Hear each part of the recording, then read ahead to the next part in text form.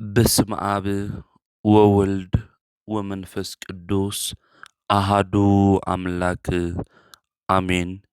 ይትባረክ እግዚአብሔር አምላከ አበዊነ ለዘአብጽሐነ እስከዛቲ ሰዓት ቅድሚ ኩሉ ልዕሊ ኩሉ ናብዛ ሰዓት እዚኣ ዘብጽሐና ናይ አቦታትና ናይ ቅዱሳን አምላኽ ናትና እውን አምላኽ ቅዱስ እግዚአብሔር ስሙ ዝተኸበረን ዝተመስገነን ይኹን።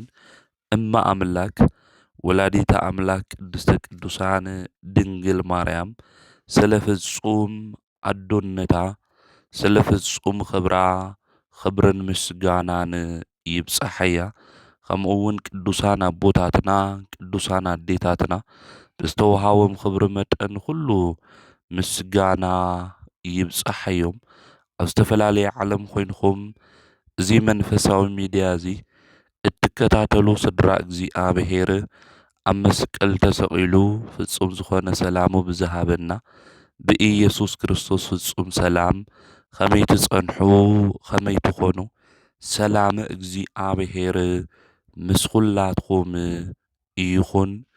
እንኳዕ ንቤትና ንቅድስተ ቅዱሳን ንድንግል ማርያም በዓለ ልደታ ወርሓዊ በዓልን ከምኡ እውን ንጾመ ፍልሰታ ብሰላም አብጽሐኩም አብጽሕና።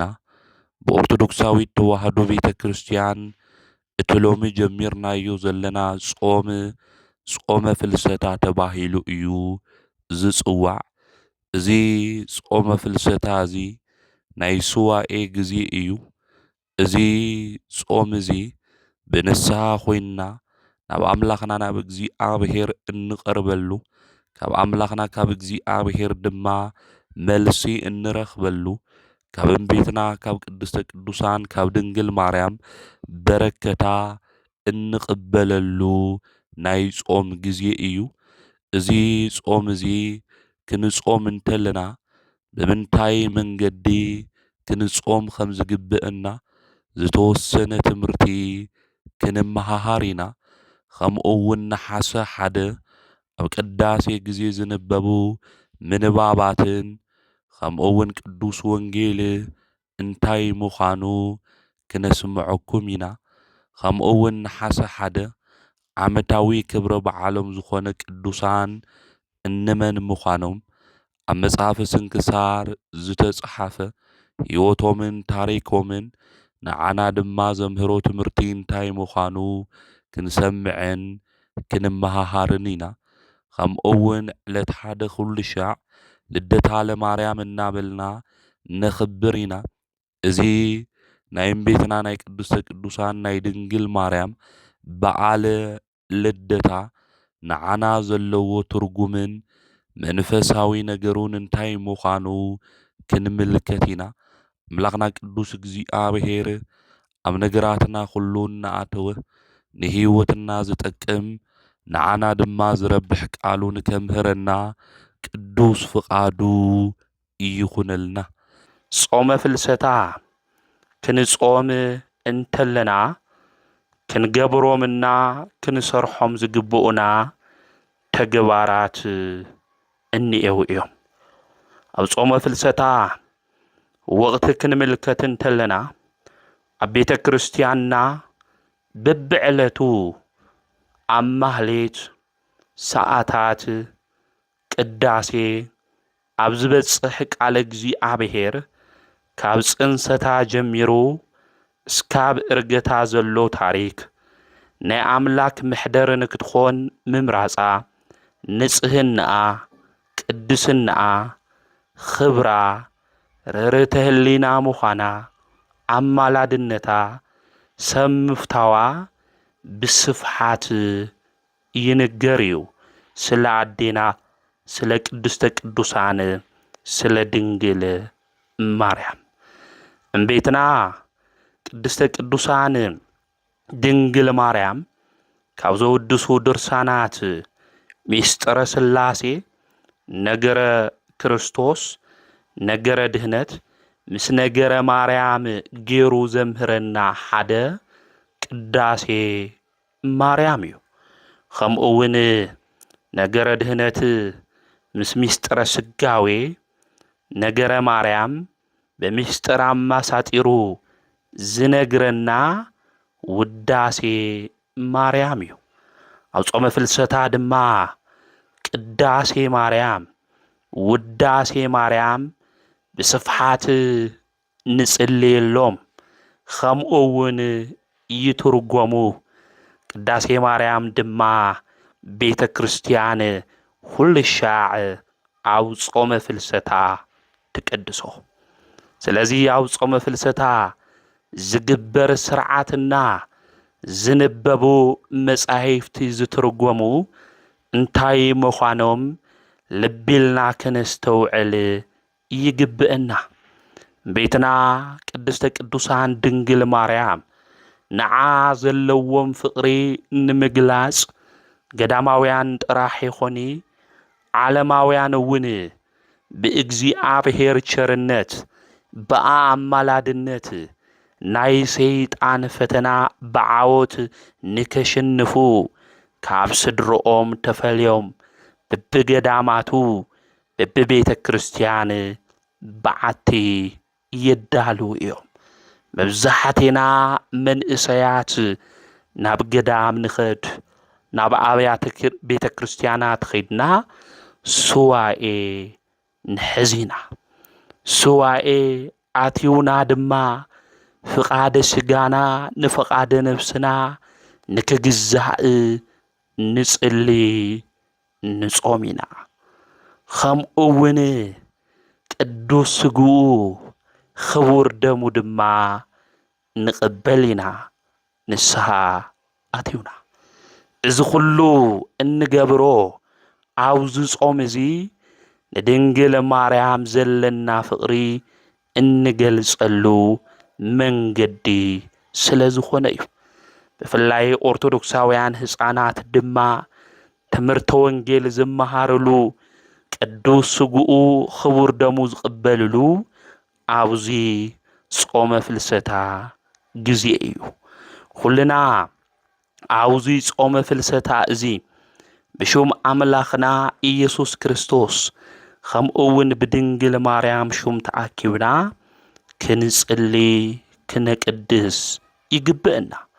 ብሹም ኣምላኽና ቅዱስ እግዚኣብሔር ኮይንና ክንእከብ እንተለና ንሱ ድማ ማእኸልና ከም ዝርከብ ኣብ ቅዱስ መጽሓፍ ነጊርና እዩ። ብሹመይ ክልተ ወይም ሰለስተ ኮይንኩም ተተኣኪብኩም ኣነ ድማ ኣብ ማእኸልኩም ክርከብ እየ ኢሉ ነጊርና እዩ። ንሱ ኣብ ማእኸልና እንድሕር ተረኺቡ ጸጋን በረከትን ንረክብ ኢና። ዝጎደለና ኩሉ ድማ ይመልእ እዩ። ስለዚ ንሕቶታትና ኩሉ መልሲ ምእንቲ ክንረክብ ንስሓ ኣትዩና ናብ ኣምላኽና ናብ እግዚኣብሔር ቀሪብና ድማ እዛ ጾም እዚኣ ብሓቂ ክንጾማ ይግብአና። ጾመ ፍልሰታ ዓንተው እውን ከም ዝበልናዮ ብስፍሓት ካብ ዝንበቡ ዝትርጎሙ መጻሕፍቲ ሓደ ውዳሴ ማርያም እዩ።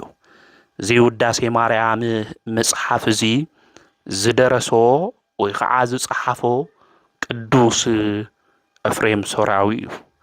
ቅዱስ ኤፍሬም ሶርያዊ ካብ የዋህነቱ ዝተለዓለ ቤትና ድንግል ማርያም ተገሊጻትሉ ውዳሴ ማርያም ደሪሱ ኣመስጊንዋ እዩ። ምስጋንኡ ድማ ብሸውዓተ ዕለታት ዝተኸፈለ 64 ምዕራፋት ዘለዎ እዩ። 64 ምዃኑ ድንግል ማርያም ኣብዚ ምድሪ ዝነበረቶ ዘመን ይነግረና እዩ። ውዳሴ ማርያም ክነብጽሕ እንተለና ድማ ሓደ ምዕራፍ ምስ ወዳእና ሰኣሊ ለነ ቅድስት ንብል ኢና። ኣዴና ቅድስተ ቅዱሳን ድንግል ማርያም ምስትፈትዎ ወዳ ኢየሱስ ክርስቶስ ክተተዓርቐና ለምንልና እናበልና ሹማ ንጽውዕ ኢና። ስለዚ ኦርቶዶክሳውያን ኣብዚ ጾመ ፍልሰታ እዚ ብሓባር ኮይንና ኣብ ቤተ ክርስቲያን ክነቅድስ እንተለና ከምኡውን ክንጽልይ እንተለና ሰአሊተ ምህረት አቁራሪተ መዓት ድንግል ማርያም ምስ ወድኺ ኢየሱስ ክርስቶስ አተዓርቅና እናበልና ኣብ ንጽልዮ ጸሎት ኩሉ ሰአሊ ለነ ቅድስት ኢልና ንጽውዕ እያ። ብዙሓት ሰአሊ ለነ ቅድስት ኢሎም ላዴና ንቅድስተ ቅዱሳን ድንግል ማርያም ጸዊዖም አማልድና ኢሎም ድማ ምስ ወዳ ኢየሱስ ክርስቶስ አማሊዳቶም ናብ ገዝኦም በረከት ሒዞም ዝተመለሱ ብዙሓት እዮም። ስለዚ ኣብ ህይወት ዘመንና ኩሉ ኣብ ስራሕና ኣብ ሓዳርና ኮታስ ኣብ ዝተፈላለየ ነገር ኩሉ ዝጎደሉና ነገራት ብዙሓት እዮም እሞ ሰአሊ ለነ ቅድስት ንበላ ኣዴና ቅድስተ ቅዱሳን ድንግል ማርያም ከምዚ ኢልና ክንጽውዓ እንተለና ምስ ትፈትዎ ወዳ ምስ ኢየሱስ ክርስቶስ መጺኣ ከም ትባርኸና ክንፈልጥ ክንርዳእ ይግብአና። ናዙ ጾም እዚ ክንጾም እንተለና ዕርገታ ትንሳኤኣ እናዘከርና ካብ ወዳ ዝርከብ ጸጋና በረከት ተስፋ ጌርና ፈለግ ኣበው ድማ ተኸቲልና እዚ ጾም እዚ ክንጾሞ ይግብአና። ዞም እዚ ትንጾም እንተለና ናይ መጀመርያ ጸሎት ኢለኩም እየ። ከምኡውን ንስሓ ኣትዩና ቅድሚ እቲ ጾም ምእታው ንስሓ ኣትዩና ድማ ቅዱስ ዝኾነ ስግኡ ክቡር ዝኾነ ደሙ ድማ ክንበልዕና ክንሰቲ ይግብአና። አውዚ ኣብ ጾመ ፍልሰታ ኩልና ነቅድስ ኢና፣ ኩልና ነጸላ ጌርና ናብ ቤተ ክርስቲያን ንኸዲና ቤተ ክርስቲያን ዘዳለወቶ ድግስ ግን ኩልና ኣይንበልዒ ኣይንሰቲ። ቤተ ክርስቲያን እታዳልዎ ድግስ እንታይ እዩ እንድሕር ኢልና ናይ ክርስቶስ ስጋና ደሙ እዩ። ስለዚ ቤተ ክርስቲያን እታዳልዎ ሕሙማን ዝኾንና ንሕና ብኡ ድማ ምእንቲ ክንፍወስ ቅዳሴ ምቅዳስ ጥራሕ ዘይኾነስ ናዩ ስግኡ ከምኡውን ደሙ ክንበልዕ ክንሰቲ ይግብአና። ኣብ ጾመ ፍልሰታ ክንምልከት እንተለና እኮ ህፃናት ጥራሕ ኣረጋውያን ጥራሕ ክቆርቡ እንተለው ንምልከት ኢና። ንመንእሰያት ብሕጊ ዝተኸልኸለ እስካብ ዝመስል ስጋው ወደሙ ኣይንቕበልን። ነገር ግን መንእሰያት ኩልና ክነስተውዕሎ ዝግብአና ንስሓ ኣትዩና ናይ ኣምላኽና ናይ እግዚኣብሔር ቅዱስ ዝኾነ ስግኡ ክቡር ዝኾነ ደሙ ክንቕበል ይግብአና። ስጋይ ዝበልዐ ደመይ ዝሰተየ ናይ ዘለዓለም ሕይወትን የወይሉ ጎይታና መድኃኒትና ኢየሱስ ክርስቶስ ኣብ ዮሐንስ ወንጌል ምዕራፍ 6 ነጊርና እዩ። ናይ እግዚአብሔር መንግስቲ ምእንቲ ክንወርስ ናይ ዘለዓለም ሕይወት ድማ ምእንቲ ክህልወና ናይ ኣምላኽና ናይ ኢየሱስ ክርስቶስ ስግኡን ደሙን ክንበልዕ ይግብአና። ብቅድስና መንገዲ ክንመላለስ ነገራትና ሁሉ ምእንቲ ክስተኻኸል መንገድና እውን ምእንቲ ክቐንዕልና ናይ ኣምላኽና ናይ እግዚአብሔር ስግኡን ደሙን ክንቅበል ክንቆርብ ይግብአና። ናብዚ ህይወት እዚ ንክንመጽእ ንኣምላኽና ናይ እግዚአብሔር ቅዱስ ፍቃድ ይኹነልና። ስለዚ ናይ እምቤትና ቅድስተ ቅዱሳን ድንግል ማርያም ተንሳኤኣ ዕርገታ እናዘከርና እንጾሞ ጾመ ፍልሰታ ሎማዓንቲ ጀሚርናዮ ኣለና። ኣምላኽና ቅዱስ እግዚአብሔር እዚ ዝጀመርናዮ ጾም እዚ ብሰላም ከም ዝጀመረና ሁሉ ብሰላም ንክፍጽመና ናቱ ቅዱስ ፍቃድ ይኹነልና። ናይ እምቤትና ናይ ቅድስተ ቅዱሳን ናይ ድንግል ማርያም በረከታ ረድኤታ ኣማላድነታ ድማ ምስ ኩልና ህዝበ ክርስቲያን ይኹን። እዚ ጾመ ፍልሰታ እዚ ብዙሓት ጾሞም ተጠቂሞምሉ እዮም። ንሕቶታቶም ሁሉ መልሲ ረኺቦምሉ እዮም። ስለዚ ንሕና እውን እዚ ጾም እዚ ጸዩምና ንሕቶታትና ኩሉ መልሲ ክንረክብ ናቱ ቅዱስ ፍቃድ ይኹነልና። ከምኡ እውን ብሎማዓንቲ ነሓሰ 1 ኣብ ቅዳሴ ግዜ ዝንበብ ምስባኽ ኣብ መዝሙረ ዳዊት ምዕራፍ 119 ቁጽሪ 46 ዘሎ ናይ እግዚኣብሔር ቃል እዩ። ኣብ ቅድሚ ነገስታት ምስክራትኻ ክናገር እየ ኣይሓፍርን እውን በቶም የመና ዝፈትዎም ትእዛዛትኻ ደስ ይብለኒ ናብቶም ዝፈትዎም ትእዛዛትኻ ኣእዳወይ ከልዕል እየ። ልበ ኣምላክ ዳዊት ኣውዚ ክዝምር እንተሎ ሕጊ እግዚኣብሔር እሙን ምዃኑ ይነግረና። ስለዚ እዚ እሙን ዝኾነ ናይ እግዚኣብሔር ቃል ድማ ኣብ ቅድሚ ነገስታት ከምኡ እውን ኣብዚ ዓለም እዚ ዘለዉ መራሕቲ ክምስክር እየ ክናገር እየ ከምኡ እውን ኣይሓፍርን እዩ ዝብል። ስለዚ ናይ እግዚኣብሔር ቃል ኣብ ቅድሚ ነገስታት ዘይኣምኑ ከምኡ እውን ቃል እግዚኣብሔር ኣብ ዘይፈልጡ ሰባት ንምንጋር ክንሓፍር ከም ዘይብልና ስለናቱ ክንምስክር እንተለና ድማ ኣምላኽና ቅዱስ እግዚኣብሔር እውን ስለናትና ነገር ኣብ ቅድማ ኣብ ሰማይ ዝነብር ኣቦይ ክምስክረልኩም እየ ኢልና እዩ እሞ ስለናቱ ብሂወት ዘመንና ኩሉ ለሰባት ክንናገር ቃል ኣምላኽ እውን ብዝግባእ መጠን ክነፍልጦምን እቲ መንገዲ እንታይ ምዃኑ ንክርድእዎ እቲ ናይ እግዚኣብሔር ቃል ንምንጋር ክንሓፍር የብልናይ። እዚ ዘለናዮ ግዜ ናይ ሱዋኤ ግዜ እዩ። ኣብዚ ናይ ሱዋኤ ግዜ ካብ ካልኦት ነገራት ኩሉ ወፂና ቃል ኣምላኽ እንሰምዐሉ ናይ እግዚኣብሔር ቃል እውን እናመስከርና ብሂወት መንገዲ እንጓዓዘሉ ክኾን እዩ ዝግባእ። ስለዚ በቶም የመና ዝፈትዎም ትእዛዛትካ ደስ ይብለኒ እዩ ዝብል። ስለዚ ልበ ኣምላክ ዳዊት እቲ ናይ እግዚኣብሔር ትእዛዝ ደስ ይብሎ እዩ።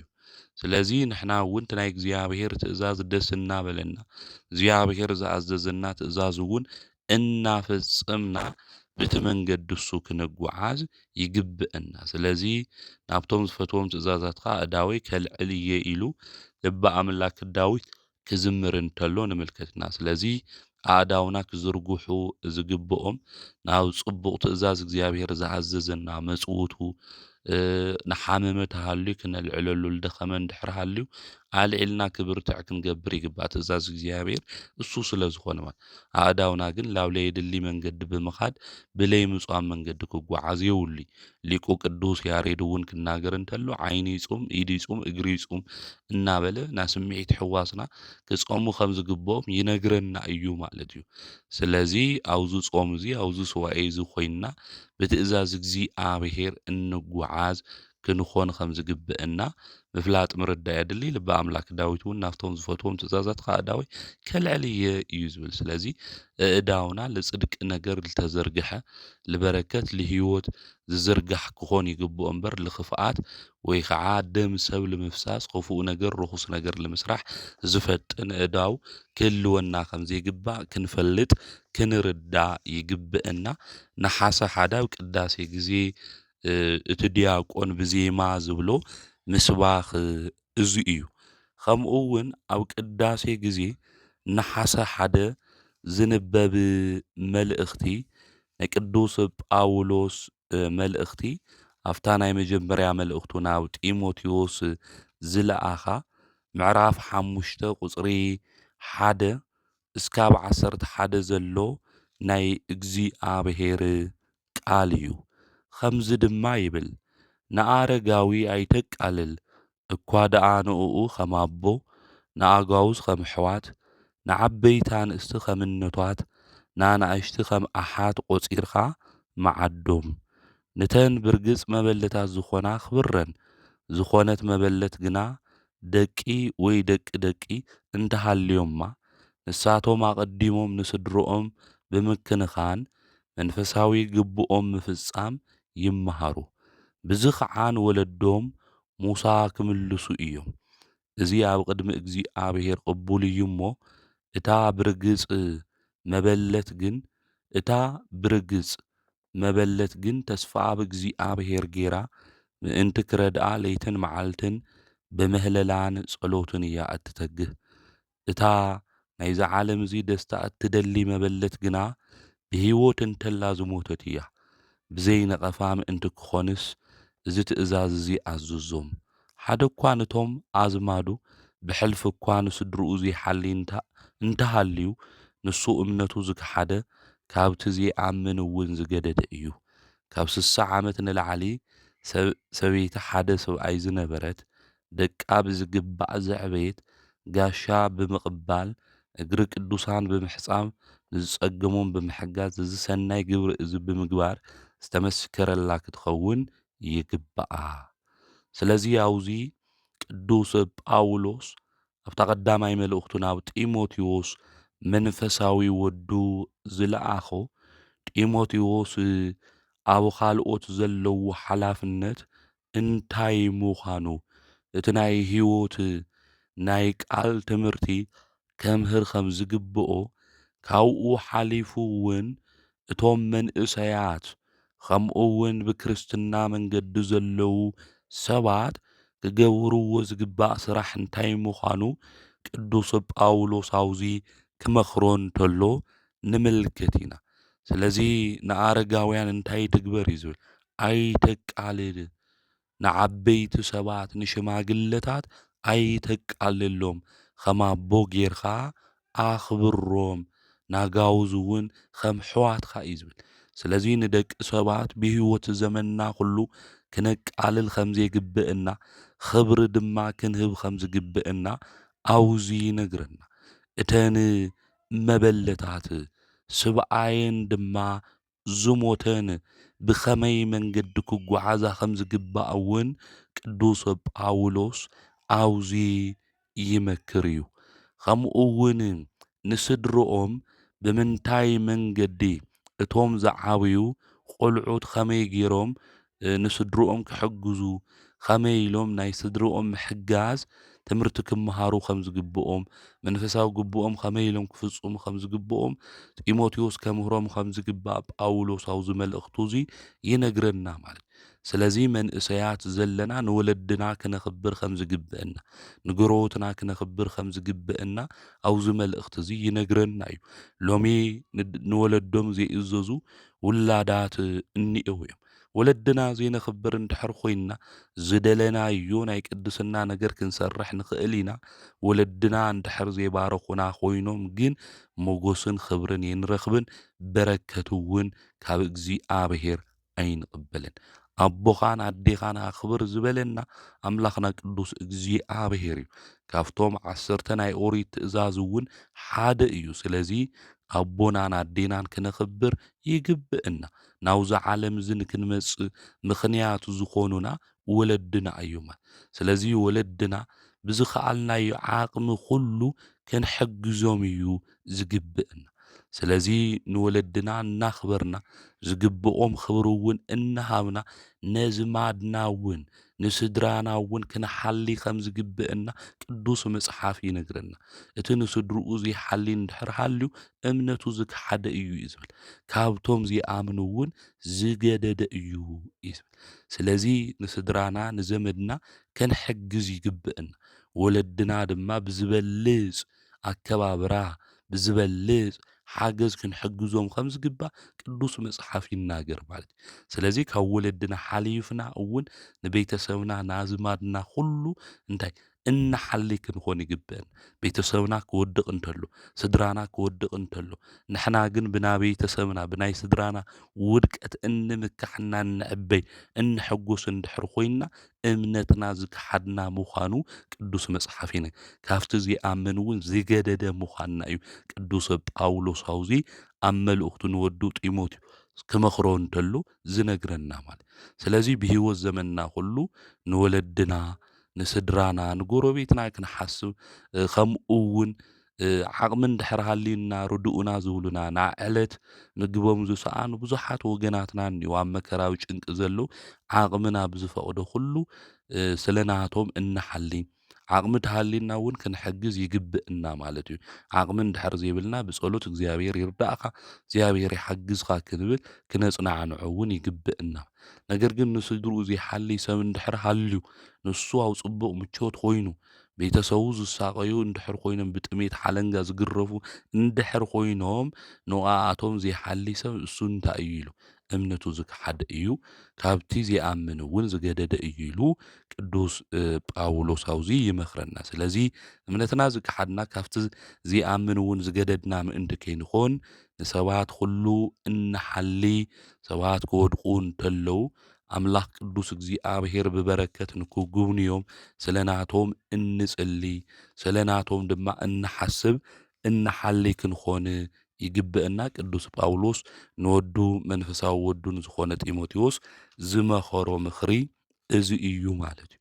ከምኡ እውን ብለማዓንቲ ኣብ ቅዳሴ ግዜ ዝንበብ መልእኽቲ ቀዳማይ መልእኽቲ ዮሃንስ ምዕራፍ 5 ቁጽሪ 1 ይቅርታ ቁጽሪ 1 እስካብ 6 ዘሎ ናይ እግዚኣብሔር ቃል እዩ። ኩሉ ኢየሱስ መሲሕ ከም ዝኾነ ዝኣምን ካብ እግዚኣብሔር ዝተወለደ እዩ። ኩሉ እቲ ንወላዲ ዘፍቅር ከዓ ነቲ ካብኡ ዝተወለደ የፍቅር እዩ። ንእግዚኣብሔር ብምፍቃርን ትእዛዛቱ ብምሕላውን ኢና ነቶም ደቂ እግዚኣብሔር ከም እነፍቅሮም እንፍለጥ። እግዚአብሔር ምፍቃር ማለት ትእዛዛቱ ምሕላው ማለት እዩ። ትእዛዛቱ እውን ከበድቲ ኣይኮናን። ኩሉ ካብ እግዚኣብሔር ዝተወለደ ንዓለም ይስዕራ እታ ንዓለም እንስዕረላ ከዓ እምነትና እያ። ንዓለም ዝሰዓረ ኸመን እዩ እቲ ኢየሱስ ወዲ እግዚኣብሔር ከም ዝኾነ ዝኣምን ዶ ኣይኮነን እዩ ዝብለና። ስለ ቃሉ ንኣምላኽና ናይ እግዚኣብሔር ስሙ ዝተኸበረን ዝተመስገነን ይኹን። ኣብዚ ቅዱስ ዮሃንስ ክመኽረና እንተሎ ንዓለም እንስዕራ ብእምነትና ምዃኑ እዩ ዝነግረና።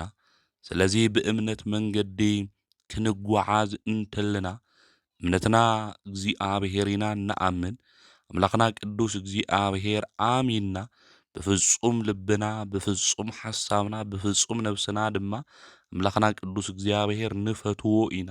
ኣምላኽና ቅዱስ እግዚኣብሔር ንፈትዎ ነፍቅሮ እንድሕር ኮይንና ድማ ትእዛዛቱ ክንሕሉ ይግብአና። እዘን ትእዛዛት እውን ከበድቲ ይኾና ኢሉ ቅዱስ መጽሓፍ ይነግረና ማለት ነዚ ጎይታ መድኃኒት ኢየሱስ ክርስቶስ እውን ሸኽምኩም ዝኸበደኩም ኣቱም እትጽዕሩ ናባይ ንዑ ኣነ ከዕርፈኩም እየ ኢሉ። ስለዚ ኣርዑተይ እንታይ ይኾነ ከቢድ ይኾነ ቀሊል እዩ ኢሉ ጎይታ መድኃኒት ንሱ ኢየሱስ ክርስቶስ እውን ነጊርና እዩ ማለት እዩ። ስለዚ እቲ ናይ እግዚኣብሔር ትእዛዝ ከቢድ ይኾነ ማለት እዩ።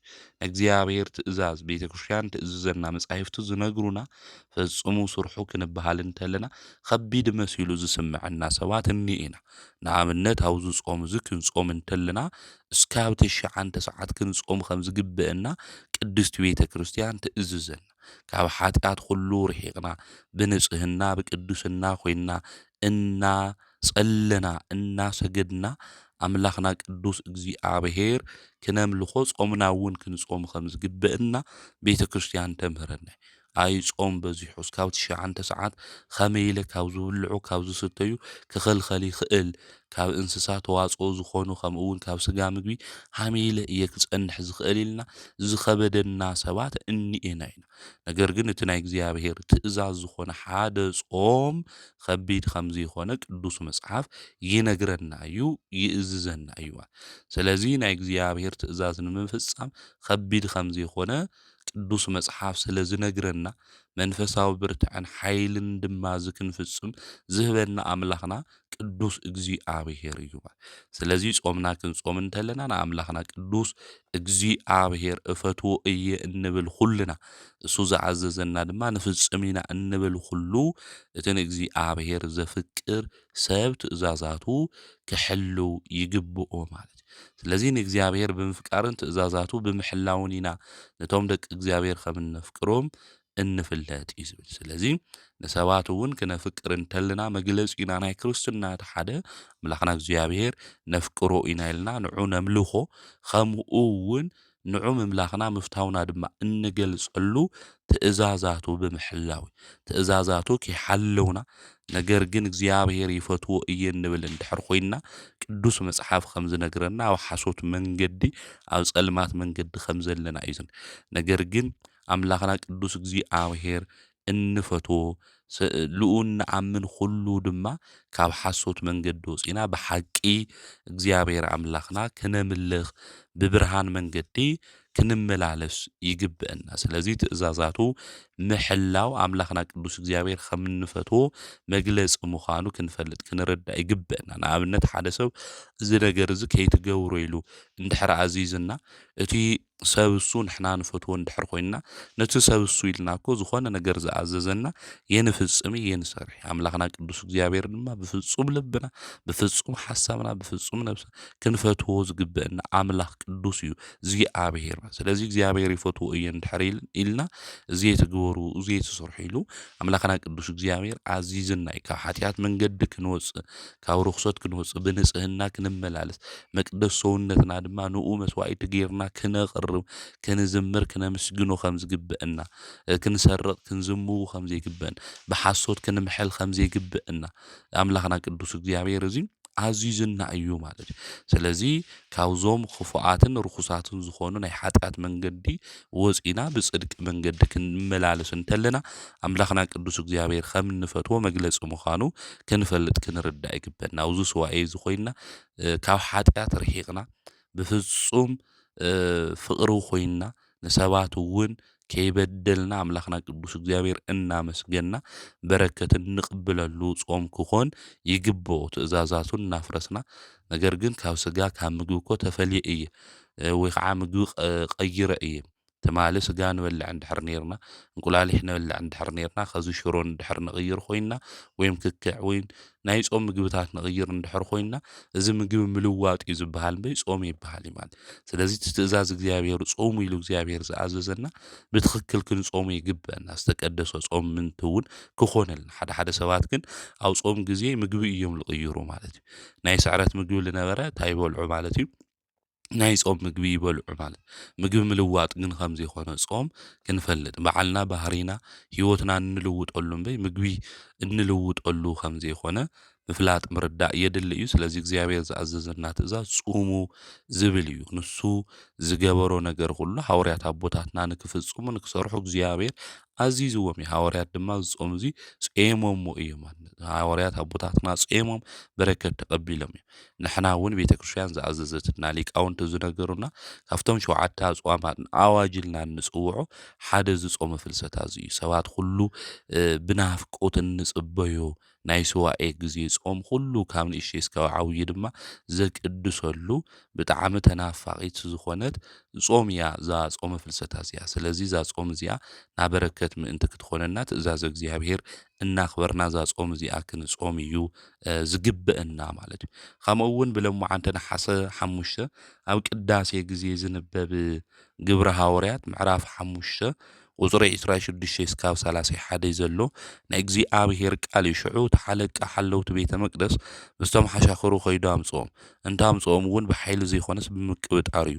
እዚ እውን እቲ ህዝቢ ብእምኒ ከይቐጥቅጥዎም ስለ ዝፈርሑ እዩ ምስ ኣምጽእዎም ኣብቲ መጋበያ ደው ኣበልዎም እቲ ሊቀ ካህናት ከዓ ብስም እዚ ሰብኣይ እዚ ከይተምህሩ ዶ ብጽኑዕ ዓዚዝናኩም ኣይነበርናን እነሆ ከዓ ንኢየሩሳሌም ብትምህርትኩም መላእኹማ ደም እዚ ሰብ እዚ ኣብ ልዕሌና ከተምጽኡ ዲኹም ትደልዩ ዘለኹም ኢሉ ጠይቆም ጴጥሮስን ሐዋርያትን ግን ከምዚ ኢሎም መለሱሎም ካብ ንሰብስ ንእግዚኣብሔር ክንእዘዝ እዩ ዝግብአና ነቲ ንስኻትኩም ኣብ ዕንፀይቲ ሰቂልኩም ዝቐተልኩሞ ኢየሱስ ኣምላኽ ኣቦታትና ኣተንስኦ እዩ ዝብል ስለዚ ሐዋርያት ኣቦታትና ስለ ጎይታ መድሓኒት ኢየሱስ ክርስቶስ ከይተምህሩ ኢሎም ብዙሕ መከራ ብዙሕ ስደት የብፅሑሎም ነይሮም ንሳቶም ግን ካብ ሰብ ንእዘዝ ንመን ክንእዘዝ ይግብአና ንእግዚኣብሔር ክንእዘዝ ይግብአና ስለዚ እግዚአብሔር ኣምላኽና ዝኣዘዘና ትእዛዝ እንዮ ትእዛዝ እሱ እናኽበርና ብጽድቅ መንገዲ ተጓዒዝና ስለናቱ ድማ እናመስከርና ብህይወት ዘመንና ክንነብር እዩ ዝግብእና ከምኡውን ብሎሙዓንትና ሓሳ ሓደ ኣብ ቅዳሴ ግዜ ዝንበብ ናይ ወንጌል ቃል ወንጌል ዮሐንስ ምዕራፍ 19 ቁጽሪ 38 እስካብ ፍጻመ ዘሎ ናይ እግዚአብሔር ቃል እዩ ድሕርዚ ንኣይሁድ ብምፍራሕ ብሕቡእ ናይ ኢየሱስ ደቀ መዝሙር ዝነበረ በዓል አርማትያስ ዮሴፍ ናይ ኢየሱስ ስጋ ንክህቦ ንጲላጦስ ለመኖ ጲላጦስ ከዓ ፈቀደሉ ንሱ እውን ኸይዱ ነቲ ስጋ ኢየሱስ ወሰዶ እቲ ቅድም ብለይቲ ናብ ኢየሱስ መጽኡ ዝነበረ ኒቆዲሞስ እውን 450 ግራም ዝኣክል ከርበ ምሽቱ ዝተሓዋወሰ ሒዙ መጽአ ንስጋ ኢየሱስ ወሲዶም ከዓ ከምቲ ልማድ ኣገናንዘ ኣይሁድ ምሽቶ ብሓዱሽ ዓለባ ገይሮም ገነዝዎ ኣብቲ ጥቓ ዝተሰቐለሉ ቦታ ድማ ኣትክልቲ ነበረ ኣብቲ ኣትክልቲ ከዓ ሰብ ተቐቢሩሉ ዘይፈልጥ ሓዱሽ መቃብር ነበረ እታ ዕለት በዓል ምድላው ድሮ ሰንበት ስለ ዝነበረ እቲ መቃብር እውን ቀረባ ነበረ እሞ ንኢየሱስ ኣብኡ ቀበርዎ እዩ ዝብል ስለ ቃሉና ኣምላኽና ናይ እግዚአብሔር ስሙ ዝተኸበረን ዝተመስገነን ይኹን አውዚ ክናንብብ እንተለና ጎይታና ንሱ መድኃኒትና ኢየሱስ ክርስቶስ ከም ዝተቀበረ እዩ ዝነግረና ዝገነዝዎ ድማ ዮሴፍና ኒቆዲሞስ እዮም ንሓሰ ሓደውን መጽሐፈ ስንክሳር ክናንብብ እንተለና ካብ ዝኽበሩ ናይ ቅዱሳን በዓላት ኣቦ ሐዋርያት ዮሴፍና ኒቆዲሞስ እዮም ናይዚኣቶም እውን መዘከርታ በዓል ንሓሰ ሓደ ልክንገብር ቅዱሳን ኣቦታትና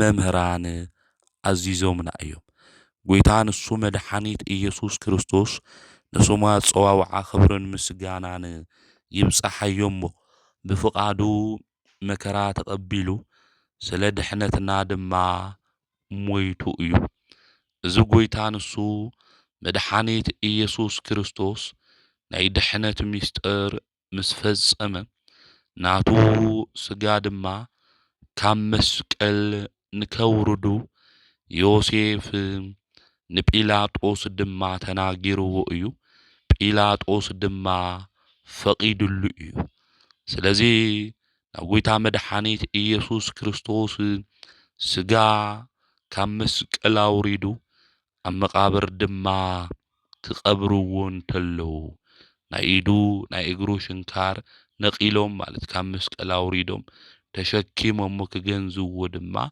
ኸዱ ተሸኪሞም ምስ ወሰድዎ ክገንዝዎ እንተለዉ ንሳቶም ከም ልማዶም እዮም ዝገንዝዎ ነይሮም ነገር ግን ከምዚ ዝብል ቃል ድማ ሰምዑ ቅዱስ እግዚአብሔር ቅዱስ ኃያል ቅዱስ ሕያው ዘኢይመውት ዘተወልደ እማርያም ቅድስት ድንግል ተሳሃለነ እግዚኦ ቅዱስ እግዚአብሔር ቅዱስ ኃያል ቅዱስ ሕያው ዘይመውት ካብ ቅዱስ ድንግል ማርያም ዝተወለድኻ ኦ ይቅር በለና ቅዱስ እግዚአብሔር ቅዱስ ኃያል ቅዱስ ሕያው ዘኢይመውት ዘተጠምቀ በዮርዳኖስ ወተሰቅለ ዲበ ዕፀ መስቀል ተሳሃለነ እግዚኦ ቅዱስ እግዚአብሔር ቅዱስ ኃያል ቅዱስ ሕያው ዘኢይመውት ኣብ ዮርዳኖስ ተጠምቕኻ ኣብ ዕንጨተ መስቀል ዝተሰቐልኻ ኦ ይቅር በለና ቅዱስ እግዚአብሔር ቅዱስ ኃያል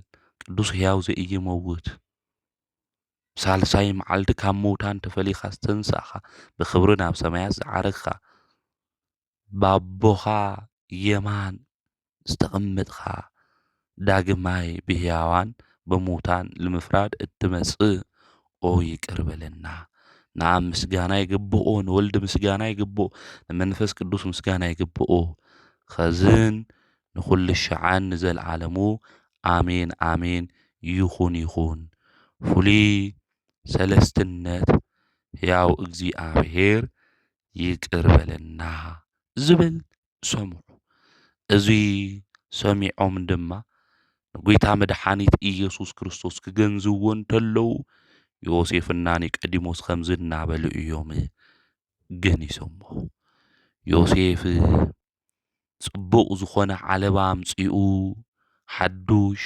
ኒቆዲሞስ ድማ ሽቶ ኣምጺኡ ጎይታ መድኃኒት ኢየሱስ ክርስቶስ ገኒዞም ብሓዱሽ መቃብር ድማ ቀቢሮሞ እዮም። ስለዚ ካብ ጎይታ መድኃኒት ኢየሱስ ክርስቶስ ንዓለም ከድሕን መድኃኒት ኣብ መስቀል ተሰቒሉ ናተና ሞት ንክስዕር ብሕይወት ድማ ምእንቲ ክንመላለስ ጎይታ መድኃኒት ክብዥወና ከድሕነና ኣብ መስቀል ተሰቒሉ ካብ ግንዘቱ ድማ በረከት ተኻፊሎም እዮም ማለት እዩ። ስለዚ ዮሴፍና ኒቆዲሞስ ብሎሙዓንቲ ናይ ቤተ ክርስቲያን መምህራን መዘከርታ በዓሎም ልክንገብር ጎይታ መድኃኒት ኢየሱስ ክርስቶስ ዝገነዙ ማለት እዩ። መዘከርታ በዓሎም ልክንገብር ሊቃውንቲ ቤተ ክርስቲያን ኣዚዞምና እዮም። እዚ ዮሴፍ ንሰማዕታት መጀመርያ ዝኾነ ንእስጢፋኖስ ዘመዱ እዩ ማለት እዩ። ከምኡ እውን ኒቆዲሞስ ኣብ ዮሐንስ ወንጌል ምዕራፍ 3 ክነንብብ እንተለና ናይ ኣይሁድ ሓለቃ ዝነበረ ፈሪሳዊ እዩ። ብለይቲ እውን ናብ ጎይታ መድኃኒት ኢየሱስ ክርስቶስ ኸይዱ ዝመሃረ ዝነበረ እዩ። ጎይታ መድኃኒት ንሱ ኢየሱስ ክርስቶስ እውን ምስጢረ ጥምቀት ከመይ ምዃኑ እውን ገሊጹሉ እዩ ማለት እዩ። ስለዚ እዚ ኒቆዲሞስ እዚ ናይ እግዚአብሔር ቃል ዘቃልሉ ዝነበሩ ኣይሁድ እውን ይግስጾም ነይሩ እዩ። ጎይታ ንሱ መድኃኒት ኢየሱስ ክርስቶስ ምስ ተንስአ ኣብ ኤማሁስ መንገደኛታት ክኸዱ እንተለዉ ጎይታ መድኃኒት ኢየሱስ ክርስቶስ እቶም መንገደኛታት ተስፋ ቆሪጾም ክኸዱ እንተለዉ ረኺብዎም እዩ። ኒቆዲሞስና ቀሌዮጳ ከም ዝኾኑ ናይ ቤተ ክርስቲያን መምህራን ይነግሩና እዮም ማለት ስለ ሞቱ ስለ ትንሳኤው ነቢያት ዝተናገርዎ ትንቢት ክናገሩ እንተለዉ ጎይታ መድኃኒት ንሱ ኢየሱስ ክርስቶስ እናምህሮም ልቦም ድማ እናተቃጸለ ናፍቲ ክኸድዎ ዝግባእ ቦታ ድማ ኸይዶም እዮም። ድሓረ እውን ጎይታ መድኃኒት ንሱ ኢየሱስ ክርስቶስ መን ምዃኑ ተገሊጹሎም እዩ። ተመሊሶም እውን ናብ ኢየሩሳሌም ኸይዶም ጎይታ መድኃኒት ንሱ ኢየሱስ ክርስቶስ ከም ዝተገለጸሎም እውን ተናጊሮም እዮም ማለት እዩ። ስለዚ እዚ ዮሴፍ ከምኡ እውን ኒቆዲሞስ ናብ ጎይታ መድኃኒት ኢየሱስ ክርስቶስ ስጋ ልገነዙ በረከት እውን ካብኡ ዝተቐበሉ እዮም። ካብ መከርኡ ዝተሳተፉ እዮም ማለት እዩ። እዚ በረከት እዚ ዝረኸቡ ቅዱሳን ብለሙዓንቲ ክነኽብሮም ከም ዝግብአና ቅዱስ ቤተ ክርስቲያን ትነግረና እያ ማለት እዩ። ንዮሴፍ እውን ኣይሁድ ክቐትልዎ ይደልዩ ነይሮም። ናብ ቤት ማእሰርቱ እውን እትይዎሞ እዮም ጎይታ መድኃኒት ኢየሱስ ክርስቶስ ስለ ዝቐበረ ማለት እዩ። ኣብቲ እስር ቤት እናሃለየ ጎይታ ንሱ መድኃኒት ኢየሱስ ክርስቶስ ኣእላፍ መላእክቲ ኣኸቲሉ ተገሊጹሉ እዩ። ሱራፌል እውን ኣብ ዙርይኡ ጠጠው ኢሎም ይዓጥኑ ነይሮም እዮም። እቲ ብየማኑ ዝተሰቐለ ፈያት ወይ ከዓ ሽፍታ እውን ብሩህ ክዳን ተኸዲኑ ብየማኑ እውን ጠጠው ኢሉ ነይሩ እዩ። ኣብ ቤት ማእሰርቲ ዮሴፍ እናሃለወ ጎይታ መድኃኒት ኢየሱስ ክርስቶስ ክግለጸሉ እንተሎ ኣብ ቅድመይ ኣብ ልዑል እግዚአብሔር ሞገስ ረኺብካ ኢኻ ኢሉ ኣምላኽ ንሱ እግዚአብሔር ክንዳየናይ ከም ዘኽበሮ እንዳየናይ ክብሪ ከም ዝሃቦ ንዮሴፍ እውን ተናጊርዎ እዩ። ኣብዚ ግዜ እዚ ናይቲ እስር ቤት ሓለውቱ እውን ዝነገር እዚ ምስ ረኣዩ ፈሪሖም እዮም፣ ተንቀጥቂጦም እዮም። ጎይታ ንሱ መድኃኒት ኢየሱስ ክርስቶስ ክግለጽ እንተሎ ማለት እዩ። ንዮሴፍ እውን ፀዊዑ ከምዚ ኢልዎ እዩ ካብ ኣይሁድ ግርማ ዝተልዓለ ይትፍራሕ እዚ መእሰሪኻ ዝተኣሲርካሉ ዘለኻ ክፈትሕ እየ ናባኻ መጽየ ንስኻ ካብ መከራይ ዝተሳተፍካ ኢኻ ስለዚ ናይ ዝሬት ኢየሱስ ኣነ እየ ኢሉ ዓለም ሁሉ ዝገዝእ ጎይታ ምዃኑ እውን ነጊርዎ ዝተሸንከሮ ኢዱን እግሩን ዝተወግኦ ጎድኑ እውን ኣርእይዎ እዩ ማለት ድሕሪ ዮሴፍ ካብቲ ቤት ማእሰርቲ ጎይታ መድኃኒት ኢየሱስ ክርስቶስ ኣውፂኡ ናብ ዓዱ ኣርማትያስ ድማ ወሲድዎ እዩ። ናይቲ እስር ቤት ሓለውቱ እውን ኸይዶም ጎይታ ዝገበሮ ሁሉ ተናጊሮም እዮም ማለት እዩ። ነቶም ሊቃነ ካህናት ነጊሮሞም ናይ ካህናት ሓለቃታት ድማ ናብቲ እስር ቤት ምስ መጹ ትበሩ ተቆሊፉ እዩ። ተዓሽጉ ምንም ዝተለወጠ ነገር የለይ ማለት እዩ። ነገር ግን እዞም ቅዱሳን ሐዋርያት ዝኾኑ ቅዱስ ዮሴፍ ማለት እዩ ኣብ ቤት ማእሰርቲ እዩ ነይሩ። ንሐዋርያነት ኣገልግሎት እውን ዘገልግል ዝነበረ እዩ ማለት እዩ ስለዚ ብዚ ተኣምር እዚ ጎይታ መድሓኒት ኢየሱስ ክርስቶስ ካብ ቤት ማእሰርቲ ኣውፂእዎ እዩ ናይ እግዚኣብሔር ቃል እውን ንብዙሓት ሰባት እናሰበኸ ናይ እግዚኣብሔር መንገዲ እንታይ ምዃኑ ትእዛዙ ንክፈልጡ ዝገበረ ቅዱስ እዩ ከምኡ እውን ኒቆዲሞስ እውን ነቶም ብኣይሁድ ዝነበሩ ልቦም ዝተረረ ድማ ብቅዱስ ወንጌል መንገዲ ከመይ ኢሎም ክመላለሱ ከም ዝግባእ ንሱ እውን መኺሩ እዩ ማለት ስለዚ እዞም ቅዱሳን እዚኦም ምስ ሃዋርያት እውን ኮይኖም እናዞሩ ወንጌል ሰቢኾም እዮም ኣምሂሮም እዮም ብዙሕ መከራ እውን ረኺቦም እዮም ድሕሪ እዚ እውን ብሰላም ዓሪፎም እዮም ማለት እዩ ስለዚ ብሎማዓንቲ መዘከርታ በዓለ ምልክ ክንገብር ቤተ ክርስቲያን ትእዝዘና እያ ማለት እዩ ከምኡ እውን ናይ ቤትና ናይ ቅድስተ ቅዱሳን ናይ ድንግል ማርያም ኣዲኣ ዝኾነት ናይ ቅድስቲ ሃና እውን መዘከርታ በዓል ልክንገብር ብሎማዓንቲ ቤተ ክርስቲያን ትነግረና እያ ናይዞም ቅዱሳን እዚኦም ኩሎም በረከቶም ረድኤቶም ኣማላድነቶም ምስ ኩልና ህዝበ ክርስቲያን ይኹን ኣብ መጽሓፈ ስንክሳር ክናነብብ እንተለና ብሎማዓንቲ ዓመታዊ ክብረ በዓሉ ዝኾነ ቅዱስ ኣባ ኣቡሊ ሰማዒት እኒኦ እዩ እዚ ቅዱስ ሰማዒት እዚ መን እዩ መንፈሳዊ ተጋድልኡ እንታይ እዩ ዝመስል ዝብል እውን ክንምልከት ኢና ማለት እዩ ነሓሰ ሓደ በዓለ ዕረፍቱ ዝኾነ ቅዱስ ኣቦ ቤተ ክርስቲያን ተምህረና እያ ናይ ዮስጦስ ወዱ ዝኾነ ቅዱስ ኣቡሊ ብሰማዒትነት ዝዓረፈሉ ዕለት ነሓሰ ሓደ እዩ እዚ ቅዱስ ኣቦ እዚ ካብ መንግስታት ዘርኢ እዩ ኣብቲ ዘመን እሱ ዝነበረ ንጉስ ድማ ዲዮቅልጥያኖስ ተባሂሉ ይጽዋዕ ዲዮቅልጥያኖስ ድማ ምስ ዓለዋውያን ተዋጊኡ ምስ ሰዓረ ኣምላኽና ኢየሱስ ክርስቶስ ድማ ከሓደ ኣቡሊ ከምኡ እውን ኣቦኡ ካልኦት ናይ መንግስታት ደቂ ድማ ዲዮቅልጥያኖስ ንኣምላኽ ክርስቶስ ክሒዱ እዩ ስለዚ ክነጥፍኦ መንግስቱ ድማ ካብኡ ክንወስድ እኒአና በሉ ዓቕሚ ድማ ነበሮም ዓቕሚ እንተነበሮም ግና ዘይተሓልፍ መንግስቲ ዘከሩ ድሕረዚ ቅዱስ ኣቡሊ ናብ ንጉስ ቀረበ ክብረ ምስጋና ንኣምላኽና ንኢየሱስ ክርስቶስ ይኹን እሞ ብኢየሱስ ክርስቶስ ቅዱስ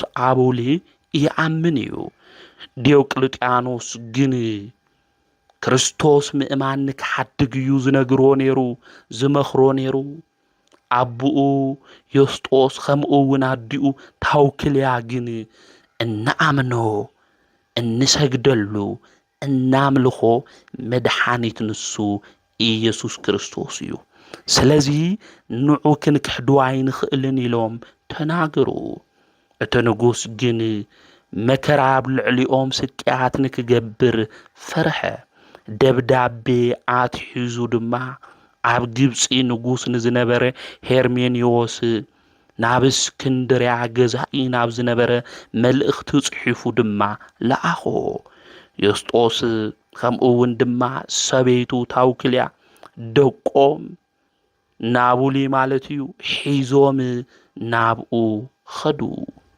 ናብኡ ምስ በጽሑ ድማ ዲዮቅልጥያኖስ ዝጸሓፎ መልእኽቲ እዞም ሰባት እዚኦም ንገሮም እስኪ ሸንግሎም ዝብል ደብዳቤ እዩ ጽሒፉሎም ነይሩ ነገር ግን ንሳቶም ኣብ መንገዶም ሁሉ መድሓኒት ዝኾነ ኢየሱስ ክርስቶስ ድማ የጽናዕንዖም እዩ ነይሩ ኣጆኹም በርቱዑ ይብሎም ነይሩ ብስደት መንገዲ እኳ እንተኾኑ ሄርሜኒዎስ ግን ብጣዕሚ እዩ ተደኒቁ ናይ መንግስታት ዘርኢ እዮም መንግስትነቶም ሓዲጎም ንክርስቶስ ምኽታሎም ድማ ኣድነቐ ኣብ ልዕሊኦም ድማ ክፉእ ነገር ክገብር ኣይደለየን ብቃላት ሽንገላ ግን ክምልሶም ሓሰበ ንሳቶም ግና ኣይሰምዕዎን እንደሺ ኣይኾን ብቃላት ሽንገላ ኣምላኽና መድሓኒትና ኢየሱስ ክርስቶስ ክሒድና ካብ ሃይማኖት ዝወፃና ወገናተይ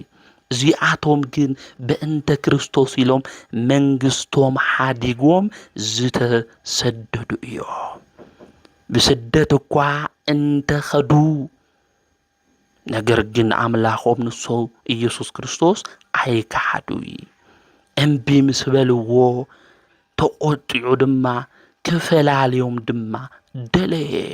እቲ ንጉስ ዲዮቅልጥያኖስ እውን እምቢ እንድሕር ኢሎምካ ፈላልዮም ዝብል ደብዳቤ ጽሒፉሉ ስለ ዝነበረ ስለዚ ፈላልዮም ቅዱስ ዮስጦስ ናብ ካሊእ ዓዲ ሰደዶ። ንሰበይቱ እውን ጻናብ ትበሃል ዓዲ ሰደዳ። ንቅዱስ ኣቡሊ ድማ ብስጣ ናብ ትበሃል ዓዲ ሰደዶ። ንሕድሕዶም ድማ ዘገልግልዎም ኣገልጋል። ምክንያቱ ደቂ መንግስቲ እዮም፣ ደቂ ነገስታት እዮም። ስለዚ ኣገልጋል ሓደ ሓደ ገይሩ ሰደዶም። ቅዱስ ኣቡሊ ናፍታ ብስጣ ትበሃል ዓዲ ምስ በጽሐ ስለ ኢየሱስ ክርስቶስ ድማ መስከረ ኣብ ቅድሚ እቲ መኮንን። እቲ መኮንን ድማ ጽኑዕ ዝኾነ ስቅያት ድማ ኣብጽሕሉ ብሓዊ ኣቃጸሎ። ብመንኮራኹር ድማ ሕዋሳቱ ኩሉ ቆራሪጹ ናብ ኣንበሳ ድማ ደብረዮ። ክብረ ምስጋና ንኣምላኽና ንኢየሱስ ክርስቶስ ይኹን እሞ ካብ ስቅያቱ ኩሉ ድማ ኣድሕኖ ጥዑይ ሰብ ገይሩ ኣልዕሎ። ብዙሓት ሰባት እዚ ምስ ተመልከቱ ብኢየሱስ ክርስቶስ ድማ ኣሚኖም ሰማዕታት ኾኑ። እቲ መኮንን ብጣዕሚ ተናዲዱ ናይ ቅዱስ ኣቡሊ ቆርበት ጎፊፉ ጨውን መጺጽ ነገርን ኣብ ልዕሊ ቁስሉ ገይሩ መከራ ኣብጽሕሉ። ቆርበቱ ተሸኪሙ ኣብ ከተማ ማእኸል ድማ ንክዞር ገበሮ። ኣባ ኣቡሊ ድማ ከምዚ ኢሉ ጸለየ። ወዲ ሕያው እግዚኣብሔር ጐይታይ ኢየሱስ ክርስቶስ ኦ ርድኣኒ ካብዚ ስቅያት እዚ ኣድሕነኒ በለ። ከምዚ ኢሉ ክጽልይ እንተሎ ናብ መላእክቲ ሓለቃ ዝኾነ ቅዱስ ሚካኤል ናብኡ መጺኡ ኩሉ ነገሩ ዳሲሱ ኣድሕኖ። እቲ መኮንን ዝገበሮ ነገር ኩሉ ኣምላኹ እግዚኣብሔር የድሕነሎ ምዃኑ ምስ ፈለጠ ዝገብሮ ነገር እንታይ ምዃኑ እስካብ ዝሓስብ ናብ እስር ቤት ድማ እእተዎ። ቅዱስ ኣቡሊ ጠጠው ኢሉ ድማ ይጽልይ ነበረ።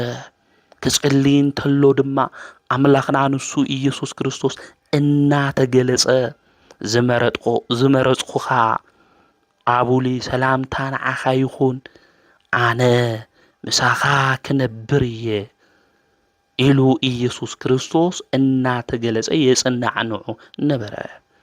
ኣባ ወይ ቅዱስ ኣቡሊ ድማ ብጣዕሚ ደስ ይብሎ ነበረ። ንኣምላኽና ንኢየሱስ ክርስቶስ ክግለጸሉ እንተሎ ድማ ኣምላኽና ኢየሱስ ክርስቶስ ኣባ ኣቡሊ ወይ ከዓ ቅዱስ ኣቡሊ እንታይ ይገብር ነበረ? ይሰግደሉ ነበረ። ናዚ ኩሉ መከራታት ስለ ክርስቶስ ኢሉ ንክርስቶስ ኢሉ ቅዱስ ኣቡሊ ድማ ይቕበል ነበር። ካብ ዕለታት ሓደ እዋን ናይቲ ዓዲ በዓል ጸጋ ዝኾነ ኣብ ስኪሮን ዝበሃል ሰብ ናይ ገዝኡ ግድግዳ ፍሪሶም ሰባት ንክሰርሑ ሰራሕተኛታት ኣምጽእ። እዞም ሰራሕተኛታት እዚኦም እስካብ ሰሪሖም ዝውድኡ ድማ እቶም ክልተ ደቁ ጠጠው ኢልኩም ረኣይዎም ኢሉ ይእዝዝ። እቲ ግድግዳ ግን ተደርሚሱ 16 ሰባትን ክልተ ደቁን ይሞቱ። እዚ በዓል ጸጋ እዚ ነገር እዚ ምስ ረኣየ ክዳኑ ቀዲዱ ብዓብይ ድምፂ ድማ በኸየ።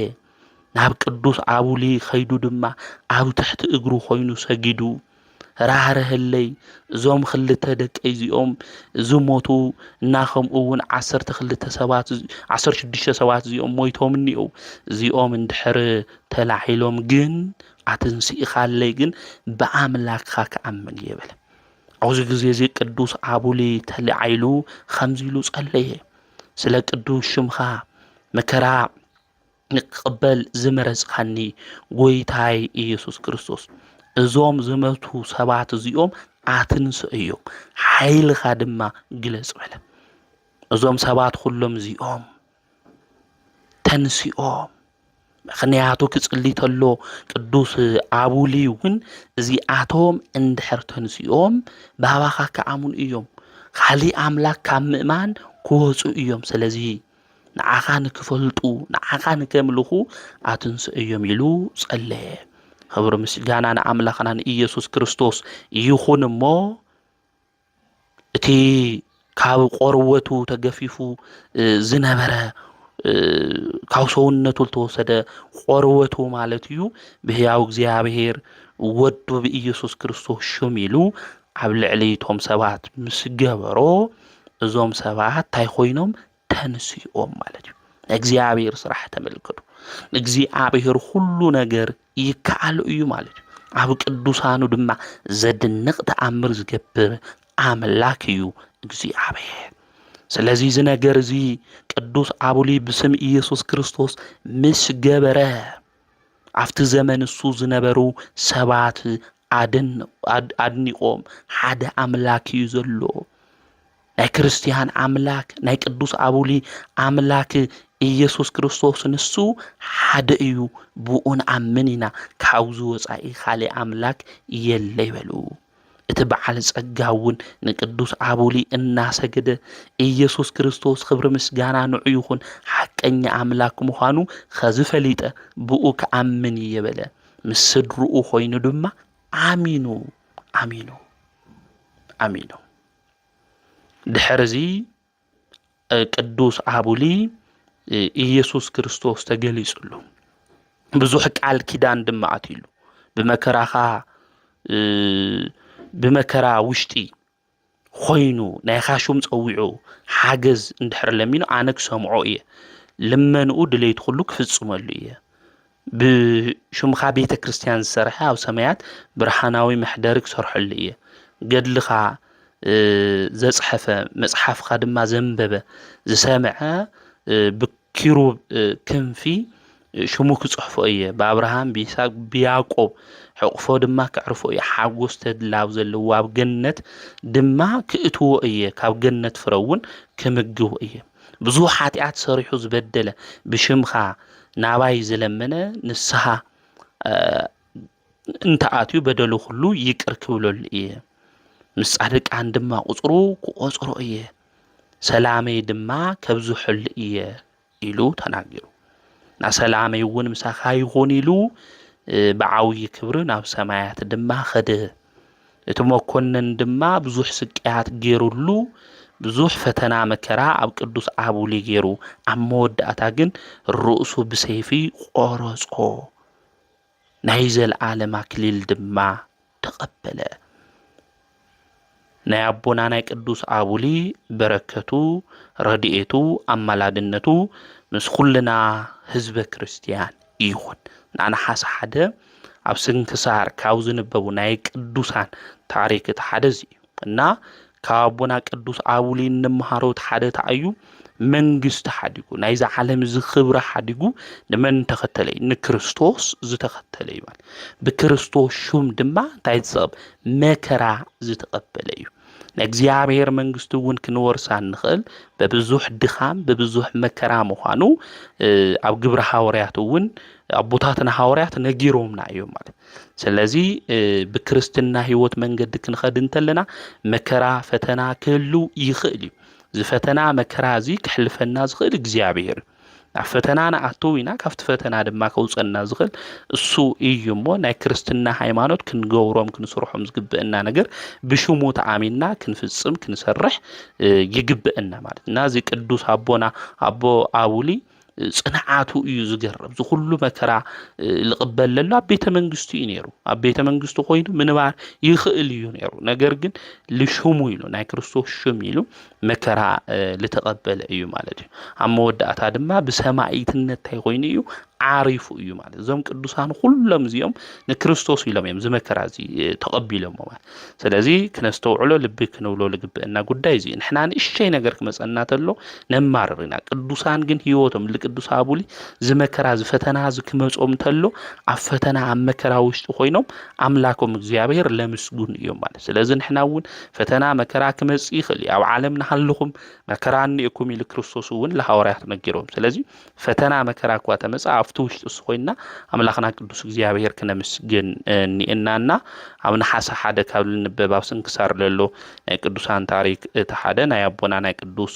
ኣቡሊ እዩ እሞ ናይ ቅዱስ ኣቡሊ በረከቱ ረድኤቱ ምስ ኩላትና ይኹን ለምህረና ልግስጽና ናይ ኣቦታትና ኣምላክ ቅዱስ እግዚኣብሔር ስሙ ተኸብረን ተመስገነን ይኹን። ወስብሐት ለእግዚአብሔር ወወላዲቱ ድንግል ወለመስቀሉ ክቡር።